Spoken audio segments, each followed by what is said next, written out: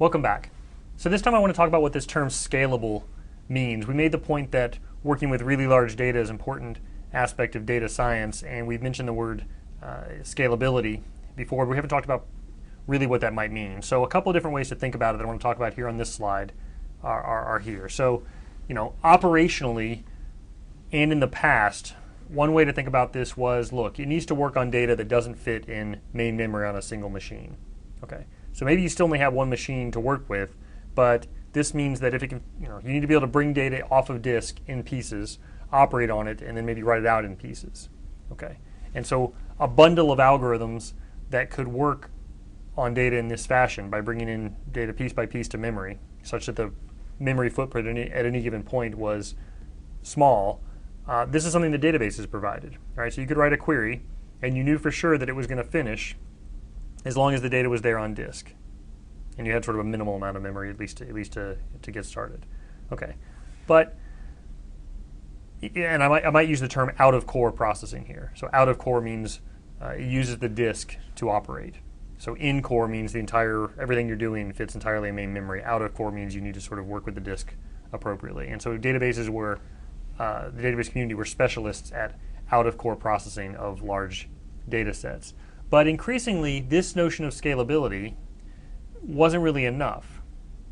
Okay, and so you saw this pretty acutely with websites that were coming online in the 2000s, where one big server, no matter how big you bought that server, you couldn't bring data off of disk fast enough to meet all the requests, and so you had to start being sure that things were in memory, and the only way to do that is start adding more machines.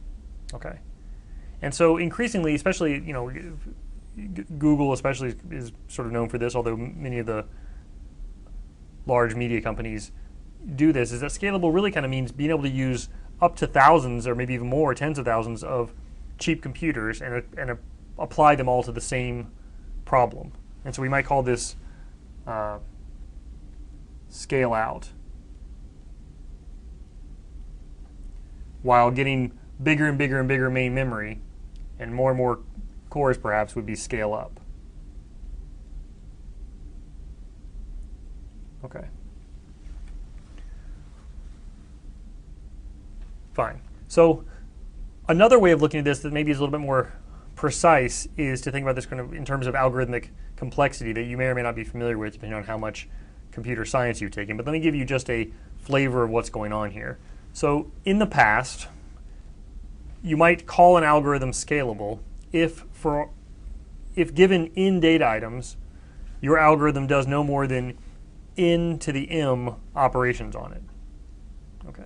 So this may be n may be 1, in which case it's a linear time algorithm, or it may be 2, in which case it's a quadratic time algorithm, and so on. But this was deemed, tractable, right? And so you'd prove properties about you would prove that you could find a polynomial time algorithm to solve some problem, and it was sort of thought to be scalable, or assumed, assumed.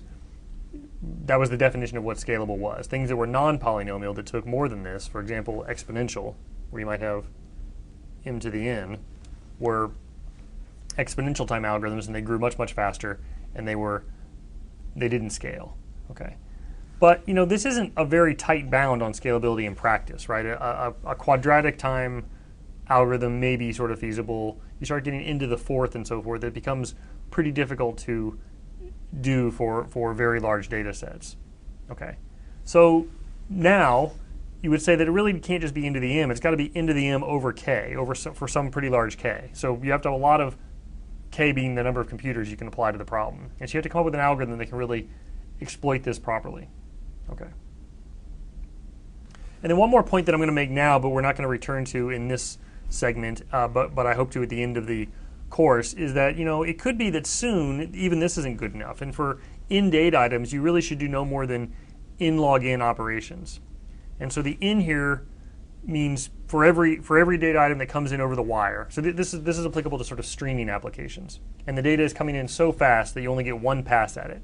So for every operation I have, I'm allowed to process that data item, and then I'm allowed to put it in some sort of an index. And that's this log in factor. Okay. And so whenever you see log, you should think trees. So I'm allowed to take each item, inspect it, and work with it, and then stick it into some tree data structure. But that might be about it. It's just too big to make multiple passes at. Okay. And so examples of this might be this large synoptic survey telescope that we heard about. They're taking sort of 30 terabytes a night. You can't sort of make too many passes on this data at one time. Okay. And so this whole area we think of as streaming data, which I guess I have written here, but I'll write it again. And we'll come back to some of the techniques for dealing with big data in a streaming context. Okay, so fine. So two different views of what scalable might mean, and we're going to talk in this segment to give you some examples and some intuition for this. Can we make use of lots of computers and this in over K? Okay.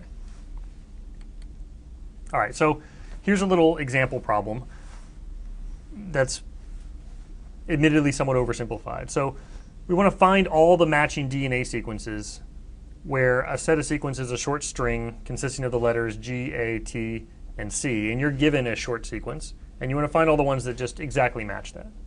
Okay, so find me all the sequences that are exactly equal to this one that you're given. So how might you do this? Well, with this little cartoon, imagine that each one of these black lines is a sequence. Right, so this black line corresponds to this sequence, and this black line corresponds to this sequence, and all the other black lines are other sequences. And think to yourself for a minute, propose an algorithm to find sequences matching your target sequence. Okay. Well, making no assumptions about the data whatsoever, it's just given to you as a list. One thing you can do is do sort of a linear search. And so we're going to inspect the first item, and we're going to compare it to our target sequence. And if they're equal, great, we found one. And if they're not equal, what do? Well, we move on to the next one. So this is not equal, and this all happens at time equals 0.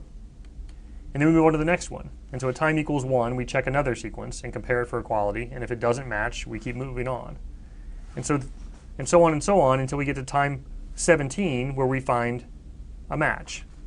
And here I've said contains instead of equal. I guess I changed the meaning here. But so yes, we found a match and we send it to the output. Okay. So how long does this take? How many operations do we do? Well, we did 40 records. We were given 40 records in this cartoon, and we made 40 comparisons. And so within records and in comparisons, we say that the algorithmic complexity is order n. Okay, so this is a linear time algorithm for this simple search and retrieval task. So the question is, can we do any better? And if you've had some experience thinking about data structures, or taking some data structures classes, you should be thinking, yes, we can. All right. So one way to do this is to sort the sequences. So how does this help?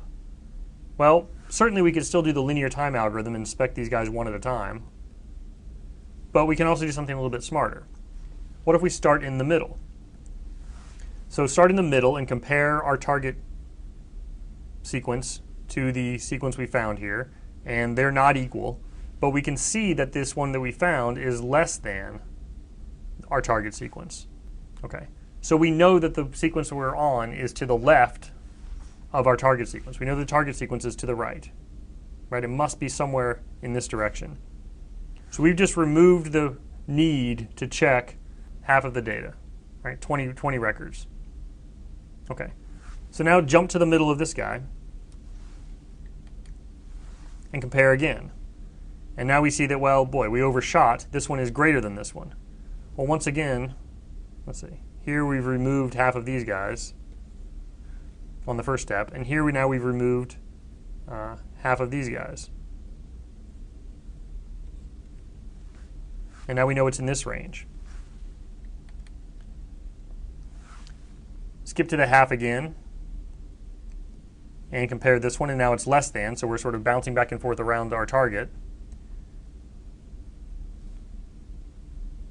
Let's see if I can draw this a little better than I did. Cross those out. Cross those out. Now cross these out. And so we know it's somewhere on this side.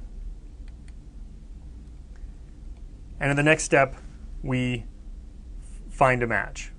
Okay. And here, if we have multiple copies of the same item, we know that they'll appear next to each other, so we could just walk through the records, gathering up all the ones that match if we needed to. Okay, so how long did this take? Well, here we still had 40 records, but we only made 4 comparisons, right? So within records, we made login comparisons. We navigated this sort of implicit binary tree. We did a binary search over this sorted data, okay? And so this lookup was order login. Now, we did have to sort the data ahead of time, and if you have to include that, then that's an in-login operation that we're not going to necessarily talk about. But once you have that sorted data available to you, it's now, it only takes login operations. And so this is perhaps far better scalability, right? And this is a good trick, and it's such a good trick that it's been baked into many systems, especially, I'll argue, relational databases. And we made this point before, but I want to make it again, is that databases are good at these kinds of needle in the haystack problems, right? Extracting small results from big data sets. They can transparently provide this sort of old style of scalability. What I mean by old style scalability is that fits in main memory, as we've said a couple of times. Your query will always finish regardless of the size of your main memory. In addition, you can, it makes an excellent sort of index platform, a platform for building and using and reusing indexes, okay? So relational databases are good at this old style scalability in the sense of out-of-core algorithms, and they're also good at this old style scalability in the sense of finding logs, right? Finding logarithmic time algorithms, okay? So indexes are easily built and automatically used when appropriate. And we've talked a little bit about this during relational databases. You can write a single statement, create index, give it a name on a table and a column name, and it will sort records according to that column.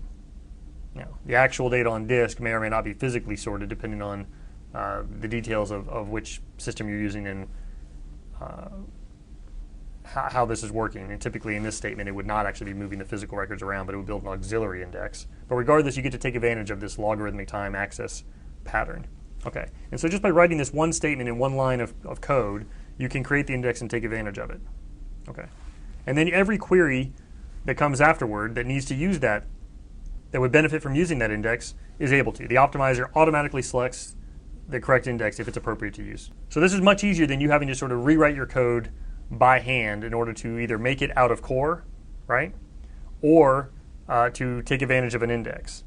Okay, so when you're comparing relational databases to, say, scripts in R or scripts in Python, there's a lot of algorithmic work that's already been done for you that you're getting for free just by turning your problem into a SQL statement. Okay, fine. So you're, buying into a lot of code if you can tie one arm behind your back and write it as a SQL statement. It's not just SQL versus a much more expressive language like code. You're actually getting a lot of benefit out of doing so. Okay. So let's look at another task called read trimming. So here we're given the same set of DNA sequences, but instead of searching for one particular sequence, we're going to trim the final few base pairs from each sequence. Okay, so we're going to trim off a suffix and return the data set where each read is now just a prefix of a former read. Okay, so fine. So how do we do this? Oh, and the reason why you need to trim off the suffix, this actually comes up in practice, and the reason is that the accuracy of the sequencer drops off fairly abruptly after a certain length of read, and trimming off the last several base pairs from every single read is kind of a standard pre-processing operation. Okay. Fine. So how do we do this? Well, we can do the same trick that we tried the first time with the search task, meaning that we can process each record in turn one at a time. Right? So at time 0, we can trim off the suffix here and just return TACCT, and in time 1, we can trim off this suffix and so on. And in time 17, there's our old friend that begins with GATTA and so on. But here, unlike the search task, there's no index that's really going to help us, right? We have to touch every single record and manipulate it, right? We have to take a prefix from it and remove the suffix. And so the operation is fundamentally order in, right? There's not going to be an algorithm that is less than order in, right? You have to at least touch every single record. Okay, but can we do any better? Well, yeah, right? Processing the first task is completely independent from processing the last task, which is completely independent from processing this task. Well, I keep saying task, processing the record. Okay. So while there's no index, we can break this data set into pieces and process each piece independently. Okay. So imagine we take our single data set and break it into these chunks and assign each chunk to a different machine, or maybe a different processor to be a little bit more general. Now at time 0, we can process one sequence from each chunk all at the same time, and at time 1 we process the second sequence from each chunk all at the same time, and so on. And so here, how much work did we do? Well, we did the same amount of work. We still processed all 40 records, but how much time did it take? Well, it only took 7, I say cycles here, 7 time units to be a little more general, because we were given these 6 workers. And so the complexity here is n over k, right? For every item we can divide, we do on average, or for n items we do in over k time steps where completed the work. Okay.